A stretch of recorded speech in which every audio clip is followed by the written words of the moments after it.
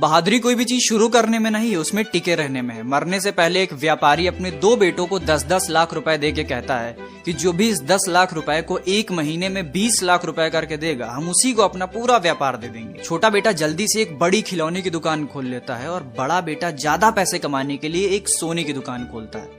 दोनों ही दुकान बहुत अच्छी चलती रहती हैं, लेकिन कुछ समय बाद दोनों की ही सेल्स डाउन हो जाती है। अब बड़ा बेटा दिमाग लगाता है और अपनी सोने की दुकान बेच के एक बाइक एजेंसी ले लेता है, ताकि बस 20-30 बाइक बेच के उसके पास 10 लाख रुपए आराम से आ जाएं। दुकान खुलते ही बाइक्स भी बिकना शुरू हो गई, सब कुछ अच्छा चल रहा था, लेकिन छोटे बेटे की खिलौने की दुकान की सेल्स बिल्कुल डाउन हो गई थी। अब बड़ा बेटा और ज्यादा पैसे कमाने के लिए बाइक की एजेंसी भी बेच के कार की एजेंसी ले लेता है। ये भी बहुत अच्छी चल रही थी, लेकिन अब बड़े बेटे के पास धीरे धीरे पैसे कम होने लग गए थे और धीरे धीरे सेल्स भी डाउन हो गई। उसके कुछ दिन बाद छोटा बेटा 20 लाख रुपए लेके आता है और अपने पिताजी को दे देता है। बड़े भाई को कुछ समझ ही नहीं आता है कि इसने खिलौने बेच बेच के कैसे 20 लाख रुपए इकट्ठा कर लिए। तो पिताजी समझाते हैं कि बेटा, उस खिलौने की दुकान की सेल्स नहीं कम हुई थी, बल्कि उस समय बच्चों में ये बात फैलना शुरू हुई थी कि अपनी बाजार में एक बड़ी खिलौने की दुकान खुली है, और कुछ दिन बाद उन्हीं बच्चों की भीड़ से सेल्स आना शुरू हुई।